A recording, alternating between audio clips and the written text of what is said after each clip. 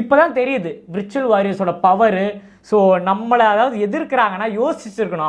அவங்க என்ன பிளான் பண்ணாங்கன்னா, விஜய் அவர்களை விட 2 மடங்கு கூட்டம் வரணும். அதாவது செந்தில் பாலாஜி அவர்கள் அங்கே லோக்கலில் கரூர் மாவட்டத்தில் லோக்கலில் ஒரு கவுன்சிலர்கிட்ட சொல்லியிருக்காரு, கிட்டத்தட்ட 500லேருந்து 1000 பேர்கிட்ட கூட்டிகிட்டு வரணும், எல்லாருக்குமே பேமெண்ட் கொடுத்து கூட்டிகிட்டு வாங்கலாம் சொன்னாங்க.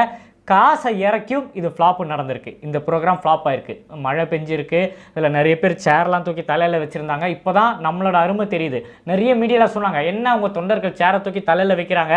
ஒரு மேடம் கூட பார்த்தீங்கன்னா இந்த விழா முடிஞ்சோடனே போய் அந்த திடலில் போய் காட்டுறாங்க, இங்கே பாருங்கள் சேரெல்லாம் பார்த்தீங்கன்னா ஒன்று கூட உடையில, கம்பி பாருங்கள் கிரீஸ் தடவவே இல்லைன்ட்டு. எனக்கு ஒரு செகண்டு குபீர்னு சிரிப்பு வந்துச்சு. காரணம் என்ன, பின்னாடியெல்லாம் ஆளே இல்லை. 1,00,000 பேர் வருவாங்கன்னு சொல்லி 1,00,000 பேருக்கு சீட்டை போட்டு 30,000 40,000 பேர் வந்தால் எப்படிங்க சீட்டு ஃபுல்லாகும், சீட்டு எப்படிங்க உடையும்? யோசிச்சு பாருங்க, உட்காரவே ஆள் இல்லைங்க, அப்புறம் எப்படி சீட்டு வந்து டேமேஜ், அதாவது கிரீஸ் தடவவே இல்லையா. அதாவது இந்த நேரத்தில் ஒரு விஷயத்தை நான் தெரியப்படுத்துகிறேன், நம்ம தலைவர் மேலே அளவுக்கு அதிகமாக அன்பு வச்சவங்க தான் அவரை தொடரணும்னு ஆசைப்படுவாங்க, அவர் கை கொடுக்கணும்னு ஆசைப்படுவாங்க, அவர் கூட ஃபோட்டோ எடுக்கணும்னு ஆசைப்படுவாங்க. ஸோ காசு கொடுத்து கூப்பிட்டு வரவங்கலாம் அவன் என்ன தெரியுமா பண்ணுவான், எங்கே நிழல் இருக்கோ அங்கே போய் ஓரமாக உட்காந்துப்பான்.